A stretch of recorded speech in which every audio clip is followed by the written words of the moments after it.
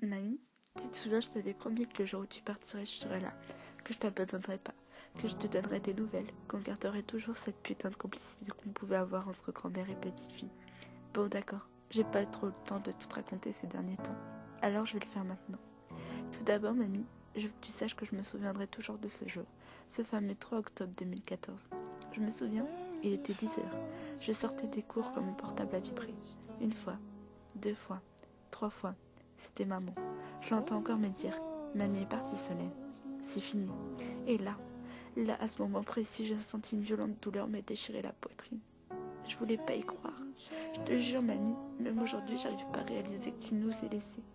Que tu m'aies laissé. Tu te souviens, tu devais venir à la maison pour Noël. J'ai même pas 18 ans et j'avais déjà tout préparé pour les fêter à tes côtés. Mais mes projets se sont envolés avec toi. Tout ce qu'il me reste aujourd'hui, c'est ces petits souvenirs, bons soient-ils. Mais cette putain de complicité qu'on avait tous les deux, ces choses que tu nous as achetées, ces repas que tu nous préparais, envolés, partis en fumée.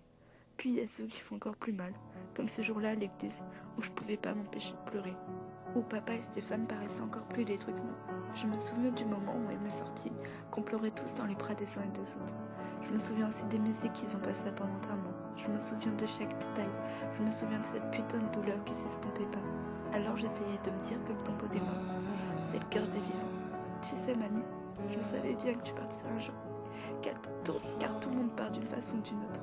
Mais j'arrive pas à réaliser que ça fait 17 ans et qu'il n'y aura pas une année supplémentaire. Alors on se bat pour toi. On continue de vivre ta passion. On essaye de te rendre fière. Et dès que je peux, j'essaie de venir te voir. Je te raconte mes petites histoires et je te laisse des fleurs sur ta tombe. Et quand il y a un rayon de soleil ou encore une goutte de pluie, je me dis que c'est peut-être toi, que finalement tu es pas réellement parti et que tu es toujours là d'une certaine manière. Tu sais, depuis que tu es parti, j'ai réalisé plein de choses.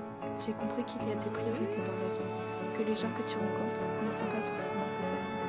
J'ai compris que dans la vie, on n'a pas toujours ce qu'on veut. J'ai compris que nous ne sommes rien sur cette terre et qu'en une seconde, tout peut s'écrouler, que rien n'est jamais acquis. J'ai compris qu'il ne fallait pas être prétentieux, ni incapable, que certains sujets importants faut réfléchir. J'ai compris que faire du mal aux gens n'était pas bien, que les regrets ne sont plus utiles quand une chose est définitivement finie, que chaque seconde nous est enlevée de notre crédit de vie. J'ai compris que sans patience, courage et volonté, on n'arrive à rien. J'ai compris que lorsque l'on est adolescent, tout est multiplié par 2, que d'un seul problème peut être la fin du monde, alors que finalement non. Non, tu vois, mamie, ce n'est que le début, qu'il ne faut pas se fier ni à l'apparence ni à la grandeur. J'ai compris que l'importance, c'est pas ce qui est dit, mais c'est ce qui est ressenti. Tu sais aussi, mamie, pour la 2e fois de ma vie, je suis tombée amoureuse. Je te jure, ce que j'en ressentais pour ce gars, c'était égal à la sensation de toutes les drogues mélangées, plus une course-poursuite en Lamborghini avec 20 flics au cul. C'était comme faire 10 fois la tour de la terreur. C'était fort, c'était puissant, c'était une putain de sensation infinie. J'étais follement, dinguement et psychopathiquement amoureuse de lui. Bon Dieu, si tu savais, mamie, j'adorais sa façon anodine de me regarder. C'était comme si j'avais été importante pour lui, ne serait-ce que 2 secondes, à ses yeux. Mais maintenant, une énième fois, une putain de fois supplémentaire, ça se fait fini. Sans que je puisse réellement réaliser, sans que je comprenne pourquoi. Il a fini par détester. Mais je t'avais promis de pas m'effondrer, mamie, pour une histoire aussi minable. Alors merci. Merci d'avoir été là, mamie. Merci de m'avoir soutenue.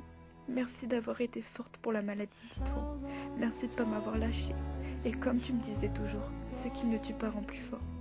Putain, t'imagines pas comment j'aimerais que tu sois encore là aujourd'hui. Tu étais une putain de grand-mère exceptionnelle. Tu m'as appris tellement de choses en 17 ans que je t'en suis totalement reconnaissante. Je me souviendrai toujours de chacune de tes mimiques, chacune de tes paroles.